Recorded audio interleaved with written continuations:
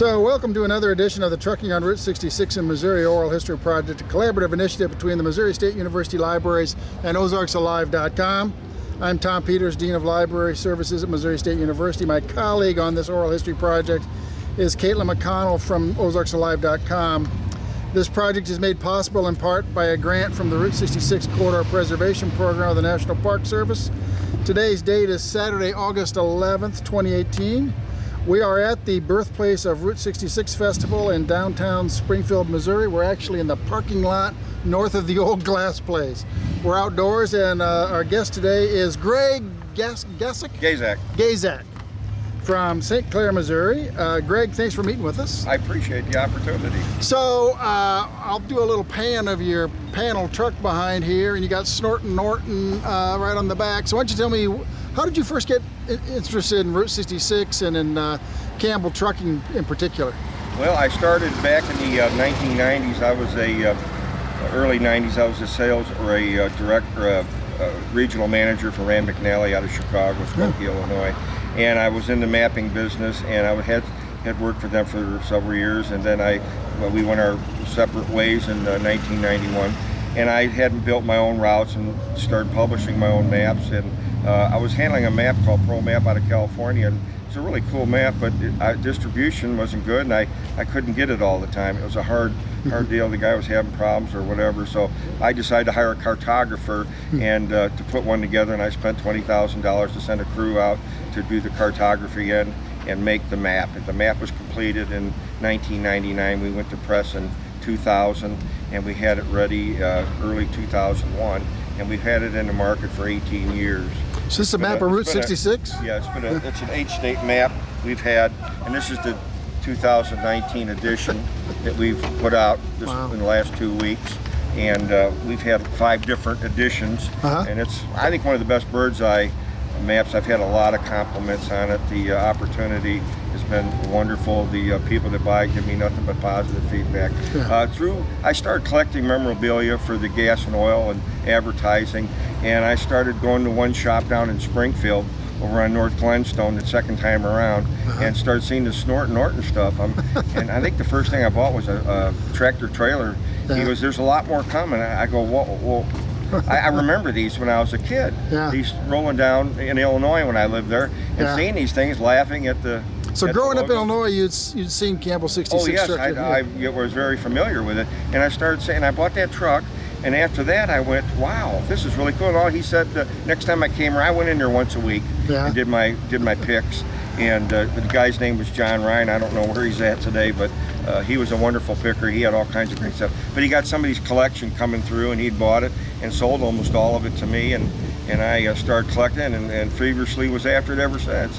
And in the meantime, I probably have 200 to 300 different pieces. Really? I have almost every die cast ever made.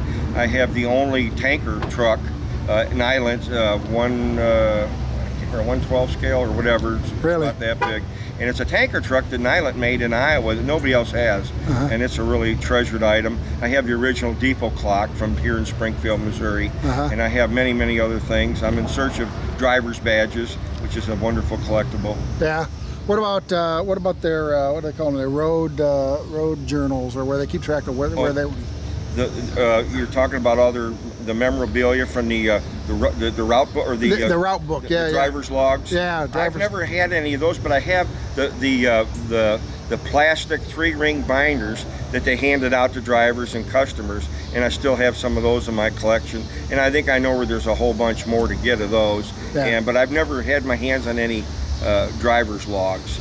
I think all that stuff was trashed through a transition period with the ICC and the IRS back in the mid-80s when the takedown happened and when it all happened. But they were in business 1926 to even before that. They were hauling coal. But Frank, I guess, incorporated in 26 and ran it till 86. The family did. So that was. So it's become kind of it's become an enduring interest of yours, huh? The trucking of the. Oh, absolutely. My friend Rich Henry in Illinois has tractor trailers on his lot, and I've been up there and sat him, got my picture took. I would like to have one someday, but Rich is in his 70s. We'll see what happens. And also, there's one of the original places in Carthage, one of their depots, where they unloaded freight and picked up freight, but it's still there, and you can drive by it and see it, and nobody's ever touched it. Really? It's really cool. Really? It's right north of, in the north side of town, right north of the Blue Motel. Okay, we'll have to go check that out. And Really cool we interviewed Rich Henry too at Henry's Rabbit Ranch a few months ago. So he's from the trucking industry too. His family owned Henry Trucking out of St. Louis. Yeah. So you were never in the trucking industry yourself? No, never have. Except I have my own DSD. I call it direct store delivery souvenir business and publications and stuff I'm involved in. And I use this truck for it. Yeah. And I've been through all 8 states probably 60 times. Yeah. Running back and forth. I'm getting ready to leave Monday or Wednesday at the latest for California. Yeah. When we first started this project last fall, it must have been, I was over in Tulsa for an event, coming back at night, and I saw your van on the tollway. Right. And I was, I thought, should I try to maybe, get him to stop? I don't know who that is, but I knew Snortin' Norton, and I knew of it. And then I thought, well, there's just no way somebody's going to stop if I pulled in front of him and just slowed real down. He'd probably just, right. Probably. I wish you had my number. We could have met for a cup of coffee at the truck stop in Joplin or something. Then I started asking around. Well, I saw this van. I don't think it was a hallucination. It was a real Snortin' Norton. It's it. I don't sell any merchandise with their name on it or anything. I just collect it and enjoy it and get a laugh out of the public. Yeah. Because a lot of people don't understand it, and some of the truckers are irritated with it because they don't get it. They're young. Really? They don't understand where it came from, and they're from the East or West Coast where they never saw Campbell. So you're also kind of an ambassador or an educator for Route 66 with the mapping and the souvenirs and this and that. I've been at this feverishly since the late 90s. Route 66 just fired up in me. And the first time a festival I participated in was 2001, festival in September at the Springfield, Illinois International Festival, and that kind of lit me up. My map was available. We had it on the grounds and retailing it, and it was a wonderful experience. So you've been doing it for about 17 years? Huh? Yeah, 17 years. 99, we wound it up and printed and had it available in 2000, 2001, the first edition. Yeah.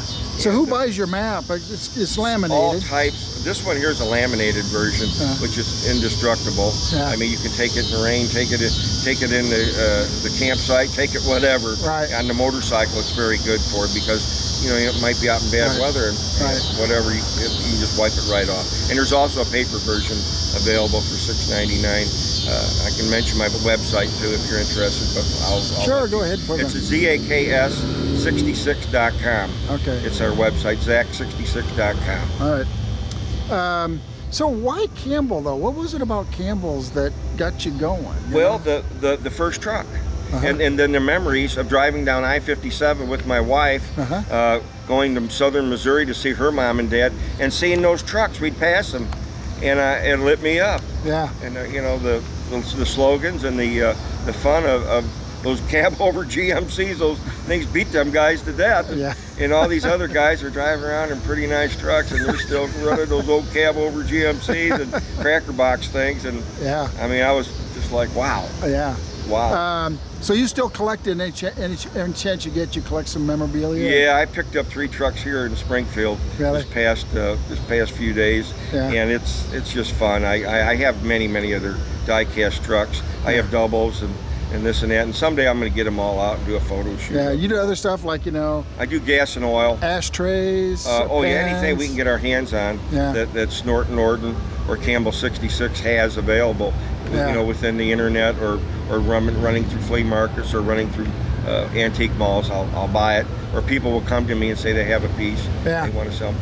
And also another big thing that I've collected for which Springfield had a lot to do with was the Pierce Petroleum Company, the bus station. I had a lot of their stuff, and I still have a lot of their hotel stuff that I collected over the years. I had a lot of their signs and a lot of their memorabilia. It's called the Pierce Pennant Hotel, and they had the Pierce Pennant Hotel also in Rolla, Missouri. They had one in DePere. They had a Pierce Pennant Tavern there, they called it, but it was actually a visitor center, or actually travel centers back then. They called them. They were kind of upscale, weren't they? I mean, they were top of the line.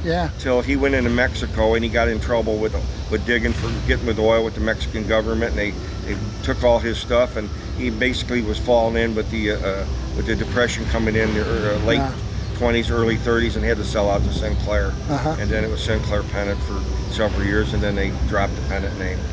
Any other trucking firms you're interested in, or is it primarily Campbell 66? Is what? Any other trucking firms you're interested in? Not really, not at all. No.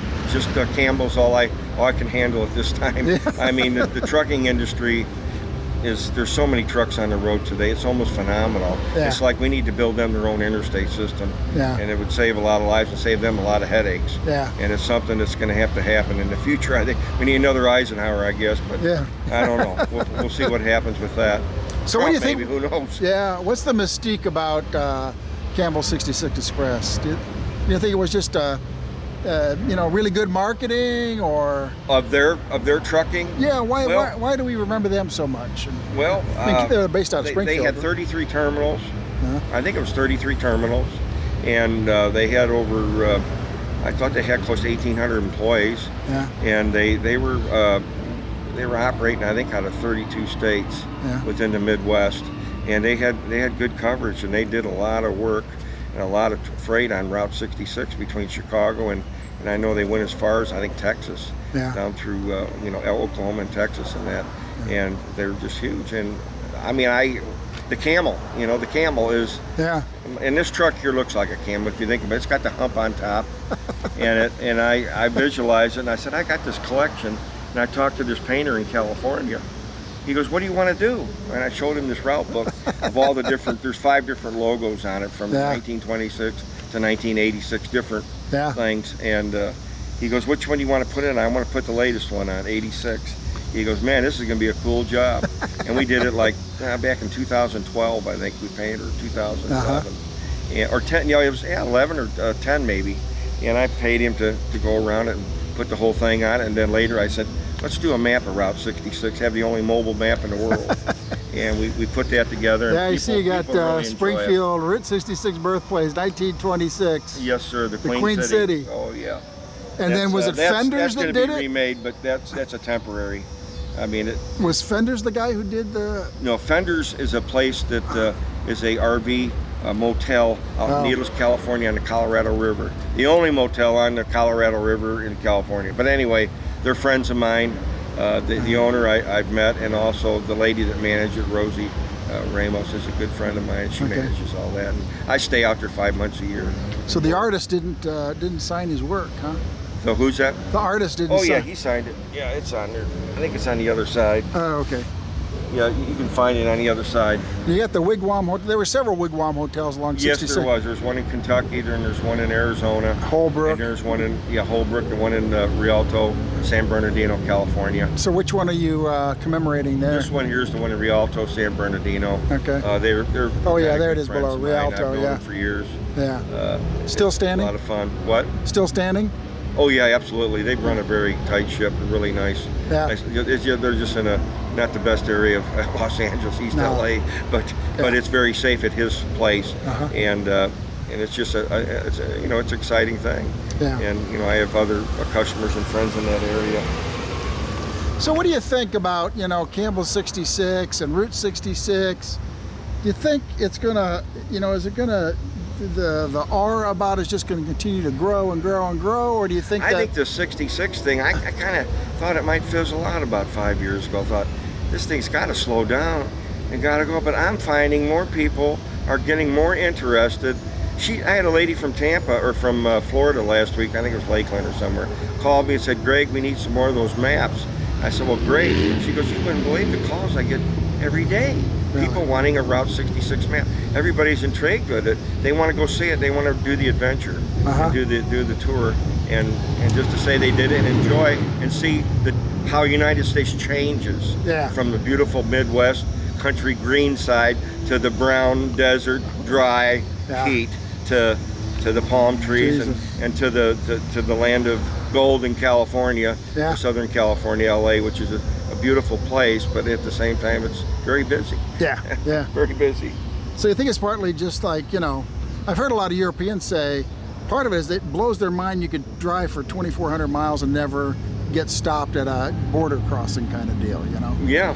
I mean, 8 states, it's endless. I mean, like I said, our map shows the best ways that are available today to travel it. And we have city insets for all the large cities, which nobody else has ever done that. Yeah. I've been in the mapping industry, and I knew from Rand McNally what people needed to know to travel Route 66, and I'd never seen anything within the quality we have. I mean, there's an 8-state program out by Jerry and Jim Ross. Is a wonderful product, and I sold it for 18 years, many years for them, and I love that product because it's got a lot of different things on it. It's cartoon and really good stuff. Yeah. So Route 66, so you got trucks, you got cars, you got buses. You got a lot of RVs. Yeah, a lot of RVs. A lot of RVs and motorcycles. And motorcycles, and now bicycles too. Bicycling are an up and coming thing, and I'm seeing more and more people running Route 66. And I often, years ago, I had a vision of doing a Tour de 66 instead of Tour de France, and running from Chicago. And it was about like 2008, 2009. Economy was in the dumps. It was a terrible time. But I had sent some emails to Oprah. I sent one to Ellen DeGeneres. I sent one to Lance Armstrong before the big problem, thinking there might be some support for the idea and maybe a possibility. But I never did hear anything. Didn't happen. And nothing yet. I mean, it still may transfer, but not in my hands. I'm at an age where I really don't want to take on something like that. That's a big event. Well, maybe you could be the next cash and carry pile who did the Bunyan Derby back in whenever that was. Yeah. 28, the foot race. 1948. Yeah, 1928 foot race. Yeah. There was a guy from Oklahoma that won that. Yeah. I can't remember his name. Andy. Jack, or was it? Andy Payne. Andy Payne. It could have been. I think. He won. But the stories. Yeah, he won it. He finished in. No, was that across the country or to Chicago? It went all the way to New York. It went from that was LA to New York. Yeah. LA to Chicago on Route 66 till. Well, they did LA to Chicago on 66. Then I don't know what they took, Highway 30 or something. Right. The story's definitely there. Also, I just wanted to show you the new magazine that's been out this year. It came out. This is new. This is the Route magazine. This is the second edition here. That there's the A&W. Papa Burger out of Rolla, Missouri. This particular person at the Mule Trading has all four of. He has Papa Burger, Mama Burger, Teen Burger, and Baby Burger. All four of them there. He's the only one in the world that's got them. The rest of them are all destroyed and gone. So if you ever want to see those, they're in the side of his building. This is the second, or this is the third edition. This is third issue, which shows the wigwam, and it's got a wonderful article with Jerry McClanahan. And this one over here has a wonderful article with Jim Ross in it and Shelley Graham. And then the fourth one here just came out of wonderful articles about Bob Waldmeier, the famous artist, the famous what do we want to call him, just a super guy that was bent on beating the big business or living a very modest, very healthy life. He lived on beans and things, I know, out in the desert, and the stories are wonderful in these magazines. But they're almost sold out, not available. But our fourth edition will be out in mid-September for October and November. All right. I mean our fifth one. Our fifth edition. So how many are you planning to do a year? Are you going to try to do it? Well, I'm not doing them. A guy named Brennan Matthews out of Toronto, Canada, is the chief editor. He's from Destiny magazine out of Africa and Europe. He was he's a very good editor and publisher. And he does just super work.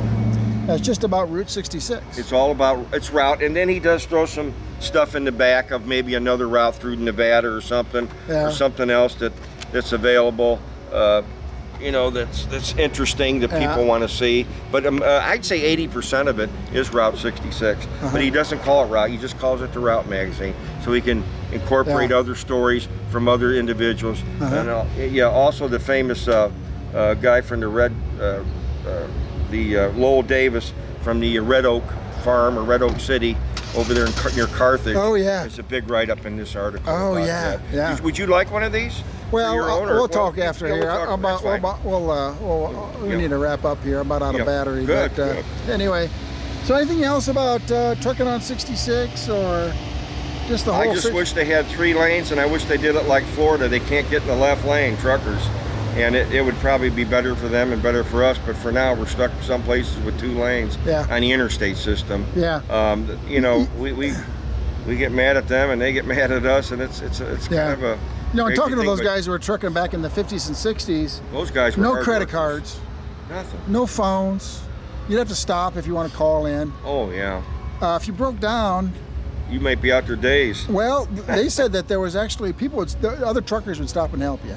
Right.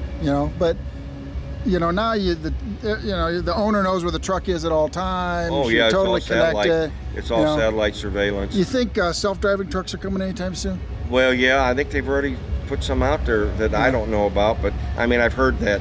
You on think the it's going to grapevine. switch just as soon as they sort of figure out the logistics of it? It'll just be a quick switch over? It's going to be.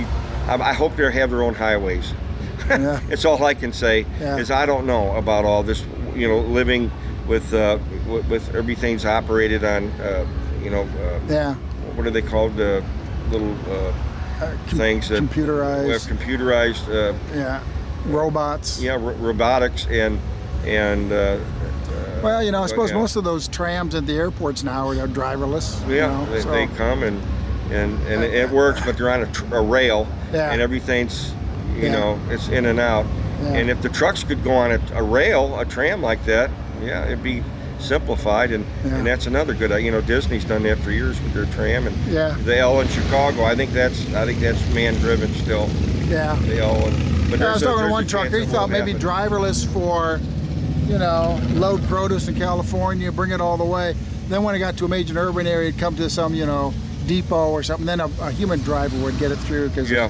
just so many sure, streets and and logistics of getting it to us. And I there's- mean, that's the great thing about trucks is they can go anywhere. That's pretty true. much. The trains are limited. Yeah. I mean, they got to go the rail, but they can haul a load. They can haul a ton, Yeah. and it's still a good way, and it's helped a lot of the import business. But Yeah. it's not been the best for the United States, as you and I know. Yeah. But the trucking, there's a chance that things are going to change in the next 5-10 years. Well, Greg, thanks very much for Hey, it's talking been to a us. great opportunity, and hope someday we can visit again and keep you abreast what's going on in here. And you're based out of St. Clair? St. Clair, Missouri. Villa Ridge, Missouri is where I live. Yeah. I've been there for many years. Originally from Illinois, northern Illinois. I lived in central Illinois, but I'm a Missourian, and 5 months a year in California. All right. Thanks again. Thank you, Tom.